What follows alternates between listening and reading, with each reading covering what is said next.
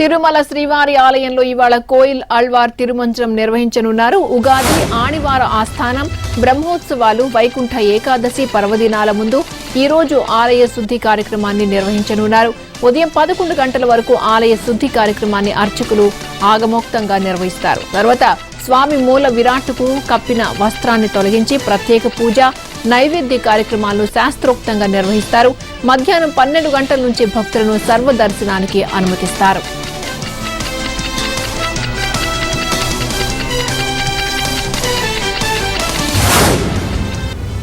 దేశవ్యాప్తంగా సార్వత్రిక సమ్మె 2 రోజుల పాటు కొనసాగుతోంది. జాతీయ కార్మిక సంఘాలు ఇచ్చిన పిలుపు మేరకు కార్మికులు పెద్ద ఎత్తున రోడ్లపైకి తరలివచ్చి బంద్ పాటించారు. కేంద్ర విధానాలకు వ్యతిరేకంగా నినాదాలు చేశారు. ప్రభుత్వ రంగ సంస్థలను ప్రైవేటీకరణ చేయడాన్ని నిరసిస్తూ కార్మిక సంఘాలు ఇచ్చిన పిలుపుకు మద్దతుగా సిపిఐ, సిపిఎం నేతలు ఆందోళనకు దిగారు. పలుచోట్ల రోడ్లను దిగ్బంధించారు. కేంద్రం దిగి రాకపోతే నిరవధిక సమ్మెకు దిగుతామని హెచ్చరించారు.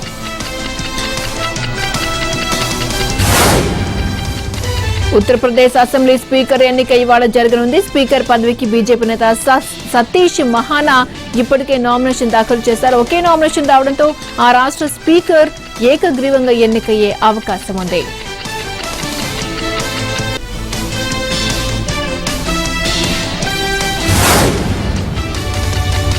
ఉక్రెయిన్, రష్యా మధ్య మరోసారి శాంతి చర్చలు జరగనున్నాయి. ఇవాళ టర్కీలోని ఇస్తాంబుల్ వేదికగా ఇరు దేశాల మధ్య చర్చలు జరగనుండటం ప్రాధాన్యత సంతరించుకుంది. ఇస్తాంబుల్లో చర్చలకు రష్యా అధ్యక్షుడు పుతిన్ అంగీకరించారు. కాల్పుల విరమణ ఒప్పందం కుదురుతుందని టర్కీ ఆశిస్తోంది.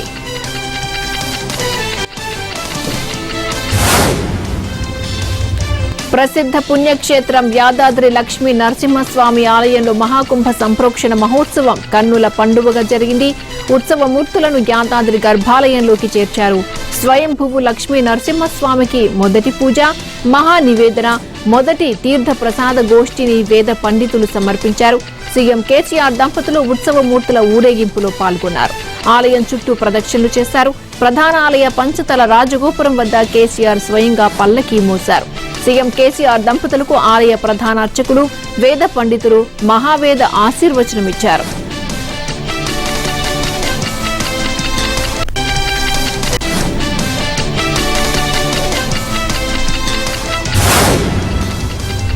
గౌతమ్ రెడ్డి లేరన్న విషయాన్ని ఇప్పటికీ నమ్మలేకపోతున్నానన్నారు సీఎం జగన్. తన ప్రతి అడుగులోనూ తోడు ఉన్నారని గుర్తు చేసుకున్నారు. నెల్లూరు విపిఆర్ కన్వెన్షన్ సెంటర్లో జరిగిన గౌతమ్ రెడ్డి సంస్మరణ సభలో పాల్గొన్నారు సీఎం జగన్. చిత్రపటానికి నివాళులర్పించారు.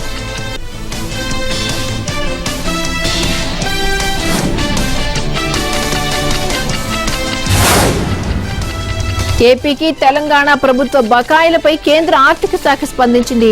వైసీపీ ఎంపీలు సురేష్, రెడ్డప్ప, మాధవ్ అడిగిన ప్రశ్నకు కేంద్ర ఆర్థిక శాఖ సహాయ మంత్రి పంకజ్ చౌదరి సమాధానమిచ్చారు. ఏపీకి తెలంగాణ ప్రభుత్వం విద్యుత్ బకాయిల చెల్లింపుపై ఎలాంటి వివాదం లేదని ఆయన తెలిపారు. అయితే వడ్డీ విషయంలో విభేదాలు ఉన్నాయని, వాటి పరిష్కారానికి కేంద్ర ఆర్థిక శాఖ కార్యదర్శి ప్రయత్నిస్తున్నారని మంత్రి తెలిపారు. మరోవైపు విద్యుత్ బకాయిల చెల్లింపులు ఇంకా జరగలేదని తెలంగాణ హైకోర్టులో ఏపీ ప్రభుత్వం పిటిషన్ దాఖలు చేసింది.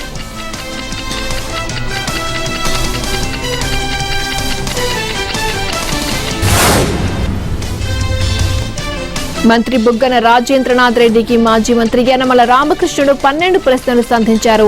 ఏపీలో ఫైనాన్షియల్ ఎమర్జెన్సీ విధించాలని, తక్షణమే ఆర్టికల్ 360 ప్రయోగించాలని కేంద్రాన్ని యనమల కోరారు. దీనిపై సీబీఐ విచారణ జరిపించాలని డిమాండ్ చేశారు. లొసుగులు బయటపడ్డాయనే తమపై విమర్శలు చేస్తున్నారని తప్పుపట్టారు. కాగ్ నివేదిక ఆధారంగానే వ్యాఖ్యలు చేస్తారని తెలిపారు. ప్రస్తుత ఆర్థిక మంత్రి కాగ్ జవాబివ్వట్లేదని యనమల రామకృష్ణుడు విమర్శించారు.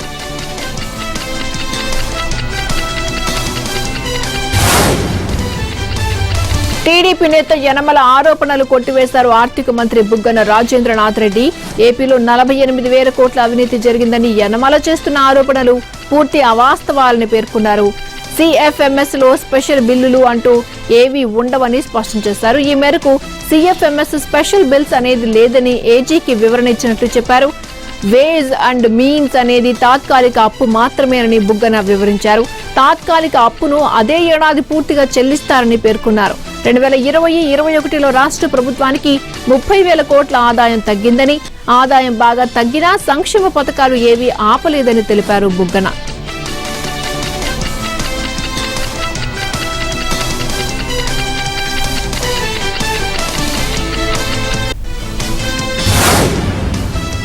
వైసీపీ సర్కార్పై మండిపడ్డారు టీడీపీ నేత నారా లోకేష్. వైసీపీ అధికారంలో ఉన్నప్పుడు బస్సు ప్రమాదంలో చనిపోయిన కుటుంబాలకు 5 లక్షల పరిహారం ఇవ్వడమేంటని, కనీసం 20 లక్షల పరిహారం ఇవ్వాలని సీఎం జగన్ డిమాండ్ చేశారని గుర్తు చేశారు. ఇప్పుడు భాకరాపేట ఘటన బాధిత కుటుంబాలకు 2 లక్షల ఎక్స్గ్రేషియా ఇచ్చి చేతులు దులుపుకోవాలని వైసీపీ చూస్తోందని లోకేష్ ఆగ్రహం వ్యక్తం చేశారు.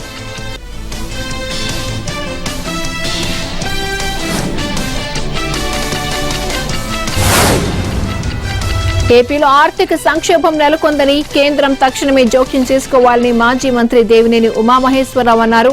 48,284 కోట్లు తాడేపల్లి రాజప్రసాదానికి తరలి వెళ్లాయని ఆయన ఆరోపించారు. ఆ మొత్తానికి కాగ్ లెక్కలకు సజ్జల రామకృష్ణారెడ్డి సమాధానం చెప్పాలని దేవినేని ఉమా డిమాండ్ చేశారు.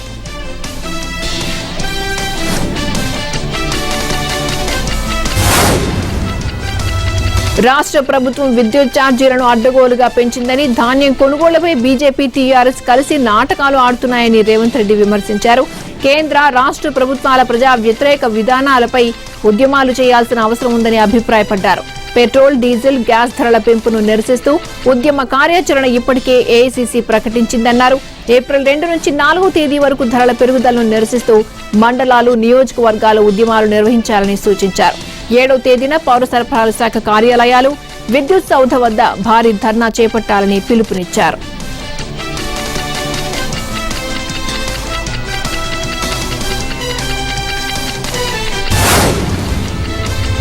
ఏప్రిల్ 1 నుంచి అమలు కానున్న విద్యుత్ ఛార్జీల పెంపుకు వ్యతిరేకంగా ప్రజా బ్యాలెట్ ప్రారంభించాలని నిర్ణయించింది తెలంగాణ బీజేపీ. విద్యుత్ ఉద్యమానికి నేపథ్యం ఉన్న బషీర్బాగ్ నుంచి దీన్ని ప్రారంభించి గ్రామ పంచాయతీలు, పట్టణాలు, నగరాల్లో నిర్వహించనుంది. విద్యుత్ ఛార్జీల పేరుతో 6,000 కోట్ల భారాన్ని మోపడాన్ని సమర్థించరా అనే అంశంతో ఈ బ్యాలెట్ పత్రం ఉంటుంది. బషీర్బాగ్ ప్రాంతంలో బ్యాలెట్ బాక్సులను ఏర్పాటు చేసి ప్రజలకు బ్యాలెట్ పత్రాలను అందజేసి ప్రజాభిప్రాయాన్ని కోరనున్నారు. తర్వాత రాష్ట్ర వ్యాప్తంగా నిర్వహిస్తారు.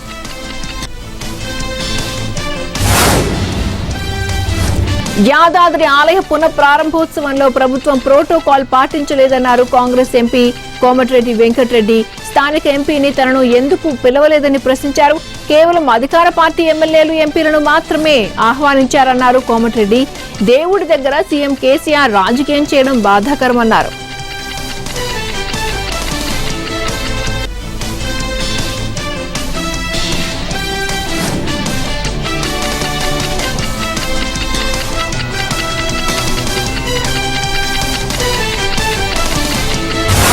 వికలాంగులకు, వృద్ధులకు టీటీడీ గుడ్ న్యూస్ చెప్పింది. ఏప్రిల్ 1 నుంచి వయోవృద్ధులు, వికలాంగుల దర్శనాలను అధికారులు పునరుద్ధరిస్తున్నారు. రోజుకి 1000 మంది చొప్పున భక్తులకు ప్రత్యేక దర్శనం కల్పించనున్నారు. శుక్రవారం మినహా మిగతా రోజుల్లో ఉదయం 10 గంటల సమయానికి దర్శనానికి అనుమతిస్తారు. శుక్రవారం మధ్యాహ్నం 3 గంటలకు వయోవృద్ధులు, వికలాంగులకు దర్శనం కల్పించనుంది టీటీడీ.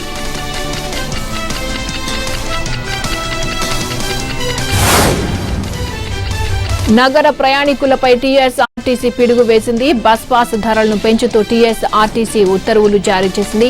ఆర్డినరీ పాస్ ధరను 970 నుంచి 1150కి పెంచింది. మెట్రో ఎక్స్ప్రెస్ పాస్ ధరను 1070 నుంచి 1300కి, మెట్రో డీలక్స్ పాస్ ధరను 1185 రూపాయల నుంచి 1450కి పెంచినట్లు పేర్కొంది. గ్రేటర్ హైదరాబాద్ పాస్ ధరను 1100 నుంచి 1350కి పెంచింది. పెరిగిన బస్ పాస్ ధరలు ఏప్రిల్ 1 నుంచి అమల్లోకి వస్తాయని టీఎస్ఆర్టీసీ పేర్కొంది.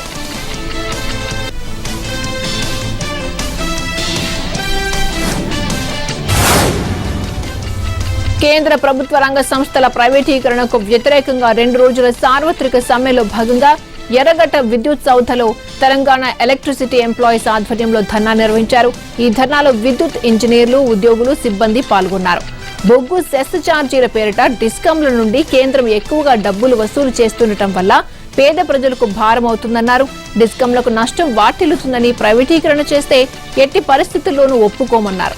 అదానీ, అంబానీల కోసమే ప్రైవేటీకరణ చేస్తున్నారని, దీనివల్ల పేదలకు విద్యుత్ను దూరం చేయడమేనని ఆగ్రహం వ్యక్తం చేశారు.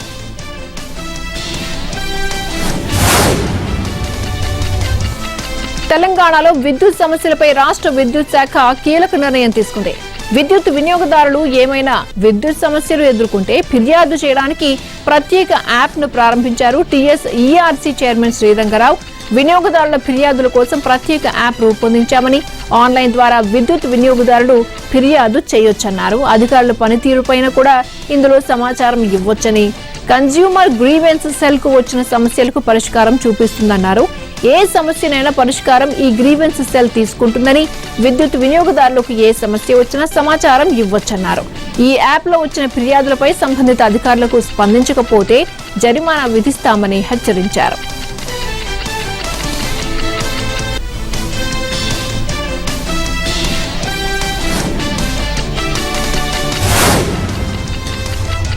తెలంగాణలో ఎండలు మండిపోతున్నాయి. ఉమ్మడి ఆదిలాబాద్ జిల్లా బేలా మండలం చేప్రాలలో 43 డిగ్రీల గరిష్ట ఉష్ణోగ్రత నమోదైంది. అలాగే కొమురం భీం జిల్లా కౌటాలలో 42.7 డిగ్రీల గరిష్ట ఉష్ణోగ్రత నమోదైంది. ఇక కెరిమెరిలో 42.5, నిర్మల్ జిల్లా వడ్యాల్లో 42.3 డిగ్రీల చొప్పున ఉష్ణోగ్రతలు రికార్డయ్యాయి. రానున్న 5 రోజుల్లో గరిష్ట ఉష్ణోగ్రతలు నమోదయ్యే అవకాశం ఉందని వాతావరణ శాఖ తెలిపింది. అవసరమైతే తప్ప మధ్యాహ్నం వేళ బయటకు రావద్దని సూచించింది.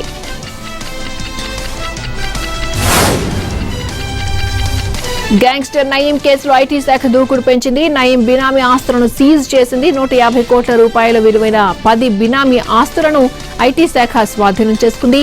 ఆస్తుల సీజ్ విషయమై నయీం భార్యకు ఐటీ శాఖ నోటీసులు కూడా జారీ చేసింది.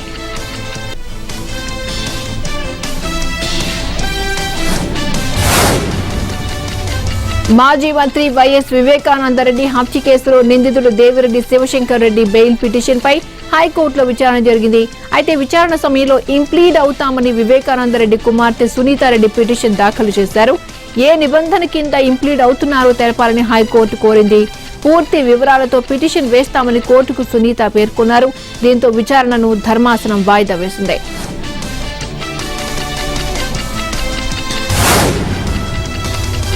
తెలంగాణ ఎంసెట్ ఈసెట్ నోటిఫికేషన్ విడుదలైంది. ఏప్రిల్ 6 నుంచి మే 28 వరకు దరఖాస్తులు స్వీకరించనున్నారు. జూలై 13న ఈసెట్ ఎంట్రన్స్ జరుగుతుండగా జూలై 14, 15 తేదీల్లో ఎంసెట్ అగ్రికల్చర్ పరీక్షలు నిర్వహించనున్నారు.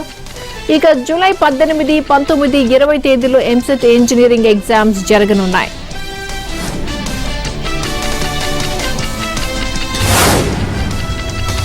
విశాఖ జిల్లా వి మాడుగులలో 1974-75 10వ తరగతి పూర్వపు విద్యార్థులకు జిల్లా పరిషత్ ఉన్నత పాఠశాల వేదికైంది.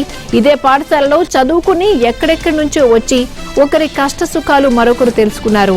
ఒకరి కోసం ఒకరు పరస్పర సహాయ సహకారాలు అందించడానికి, కష్ట సుఖాలు తెలుసుకోవడం కోసం స్నేహబంధం మరింత బలాన్ని ఇచ్చిందని పూర్వ విద్యార్థులు తెలిపారు.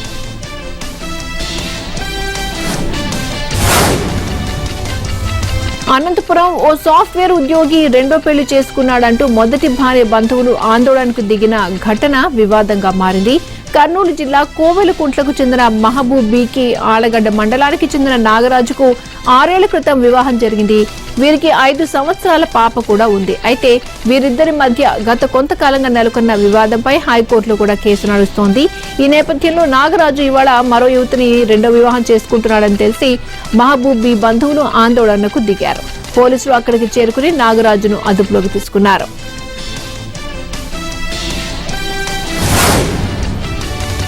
కామారెడ్డి జిల్లా ఎల్లారెడ్డి సాంఘిక గురుకులంలో దారుణం జరిగింది. మెనూ ప్రకారం భోజనం పెట్టడం లేదని, ఉడకని అన్నం పెడుతున్నారని అడిగిన ఇంటర్ విద్యార్థులను 4 ఉపాధ్యాయులు చితకబాదారు. విషయం ఎవరికైనా చెప్తే పరీక్షల్లో ఫెయిల్ చేయిస్తామని బెదిరించారు. విద్యార్థుల ద్వారా విషయం తెలుసుకున్న తల్లిదండ్రులు ఉపాధ్యాయులను గట్టిగా నిలదీశారు.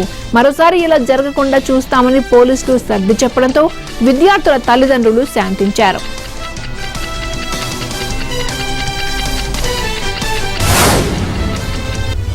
వికారాబాద్ జిల్లా పూడూరు దారుణం జరిగింది. చిట్యంపల్లి గ్రామంలో 10వ తరగతి బాలికను అత్యాచారం చేసి హత్య చేశారు. తెల్లవారుజామున ఇంటి నుంచి వెళ్లిన బాలిక తిరిగి రాలేదు. దీంతో ఆందోళన చెందిన కుటుంబ సభ్యులు చుట్టుపక్కల వెతికారు. నిర్మానుష్య ప్రాంతంలో బాలికపై అత్యాచారం చేసి హత్య చేశారు దుండగులు. ఇంటి నుంచి వెళ్లిన కూతురు విగత జీవిగా కనిపించడంతో గుండె లవిసేలా విలపించారు తల్లిదండ్రులు.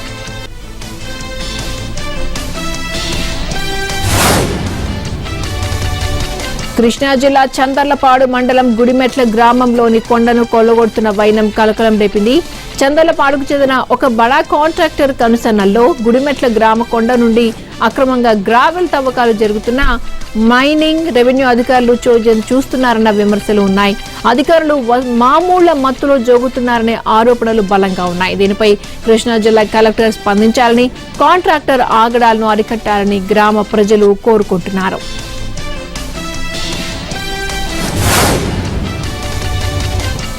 అక్రమ వడ్డీ వ్యాపారుల ఇళ్లలో పోలీసులు నిర్వహించిన సోదాలో బస్తాల కొద్దీ డాక్యుమెంట్లు, అప్పుల పత్రాలు, డబ్బుల కట్టలు బయటపడ్డాయి. కరీంనగర్ పోలీస్ కమిషనరేట్ వ్యాప్తంగా పోలీసులు 15 రోజుల పాటు రహస్యంగా వడ్డీ దందా నిర్వహిస్తున్న వ్యక్తుల వివరాలను ఆరా తీశారు. కొందరి వద్దకు అప్పు కావాలని మారువేషంలో వెళ్లి మరీ నిర్ధారించుకున్నారు. ఇలా రకరకాల పద్ధతుల్లో అక్రమ వడ్డీ వ్యాపారుల దందాను నడిపిస్తున్న వ్యక్తులను, లొకేషన్ నిర్ధారించుకుని ఏకకాలంలో దాడులు నిర్వహించారు పోలీసులు.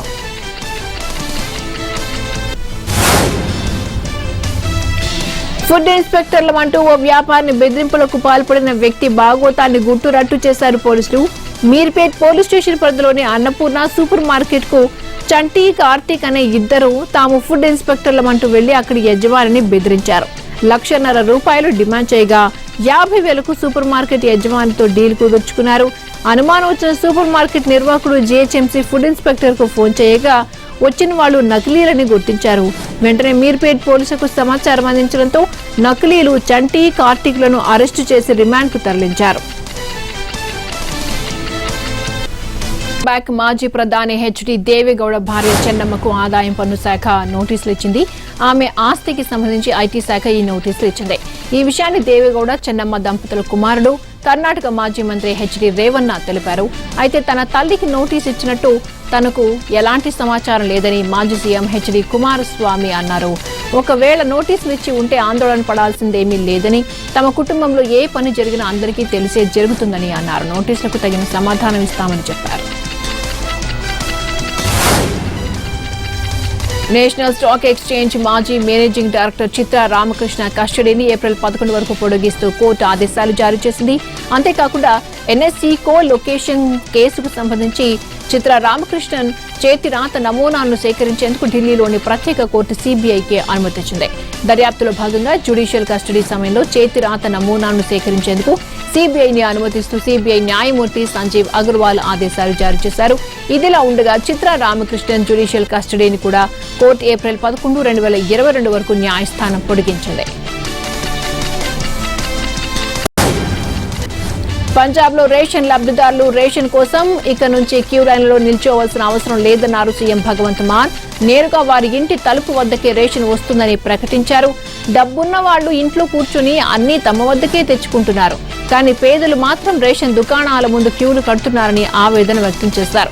ఇక నుంచి పంజాబ్ లోని లబ్ధిదారులందరినీ నాణ్యమైన రేషన్ ను మంచి గిన్నీ బ్యాగ్ లో ప్యాక్ చేసి నేరుగా ఇంటి వద్దకే పంపిస్తామని అన్నారు.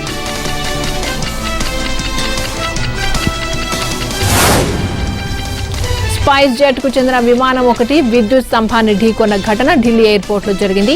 పార్కింగ్ లో ప్లేస్ చేసిన ఉన్న స్పైస్ జెట్ SG-160 ప్యాసింజర్ విమానం టేకాఫ్ అయ్యేందుకు వెనుకకు కదులుతుండగా విమానం రెక్క భాగం విద్యుత్ స్తంభాన్ని ఢీకొంది. దీంతో ఆ భాగం దెబ్బతింది.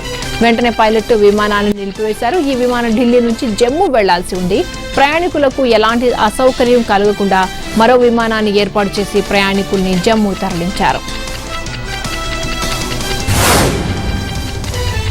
ఏపీలోని వైజాగ్ మెట్రో రైలు ప్రాజెక్టుపై కేంద్రం కీలక ప్రకటన చేసింది. వైజాగ్ మెట్రో కోసం ఏపీ ఎలాంటి ప్రతిపాదనను సమర్పించలేదని కేంద్రం పేర్కొంది. ఈ విషయాన్ని రాజ్యసభలో కేంద్ర మంత్రి హర్దీప్ సింగ్ పూరి వెల్లడించారు. మెట్రో రైలు ప్రాజెక్టు కోసం 2017లో ప్రతిపాదనను సమర్పించాలని ఏపీని కోరామని కేంద్ర మంత్రి తెలిపారు. అయితే ఇప్పటి వరకు ఎటువంటి ప్రతిపాదన రాలేదని కేంద్రం పేర్కొంది. గతంలో 12,345 కోట్లతో 42 కిలోమీటర్ల పొడవుతో మెట్రో రైల్ నెట్వర్క్ ప్రతిపాదనను ఏపీ సమర్పించిందని కేంద్రం తెలిపింది. అయితే తర్వాత దాన్ని కొనసాగించలేదని కేంద్రం పేర్కొంది. Bharat biotech CMD doctor Krishnamurthy Ella, ఆయన సతీమణి సుచిత్ర కృష్ణ ఎల్ల సంయుక్తంగా పద్మభూషణ్ పురస్కారం అందుకున్నారు. రాష్ట్రపతి రామ్నాథ్ కోవింద్ చేతుల మీదుగా విశిష్ట పురస్కారాన్ని స్వీకరించారు. ఢిల్లీలోని రాష్ట్రపతి భవన్లో మలి విడత పద్మ అవార్డుల ప్రదానోత్సవం ఘనంగా జరిగింది. మార్చి 21న తొలి విడతగా కొందరికి అందజేయగా ఇవాళ మిగతా వారికి అందించారు. ఈ కార్యక్రమానికి ఉపరాష్ట్రపతి వెంకయ్య నాయుడు, ప్రధానమంత్రి Narendra Modi, CJI justice N V Ramana దంపతులు సహా కేంద్ర హోంమంత్రి అమిత్ షా హాజరయ్యారు.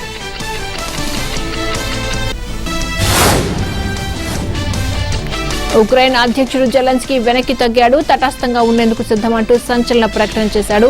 థర్డ్ పార్టీ సమక్షంలో తప్పనిసరి ఒప్పందం, రెఫరెండానికి సైతం సిద్ధమంటూ పేర్కొన్నాడు జెలెన్స్కీ.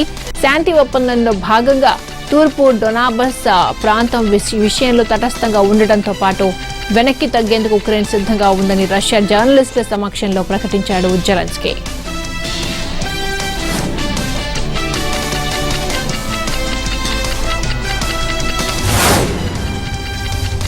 దేశంలో చమురు ధరలు మండిపోతున్నాయి. వరుసగా 6 రోజుల్లో 5వ రోజు పెట్రోల్, డీజిల్ ధరలు పెరిగాయి. ఆయిల్ మార్కెటింగ్ కంపెనీలు పెట్రోల్, డీజిల్ ధరలను మరోసారి పెంచేశాయి. లీటర్ పెట్రోల్ పై 57 పైసలు, డీజిల్ పై 60 పైసలు పెంచాయి చమురు సంస్థలు. హైదరాబాద్ లో పెట్రోల్ ధర 112 రూపాయలు దాటింది. డీజిల్ ధర సెంచరీకి చేరువలో ఉంది. ఏపీలోనూ పెట్రోల్ పై 54 పైసలు, డీజిల్ పై 57 పైసలు పెరిగింది. ప్రస్తుతం ఏపీలో లీటర్ పెట్రోల్ 114 రూపాయలు దాటింది.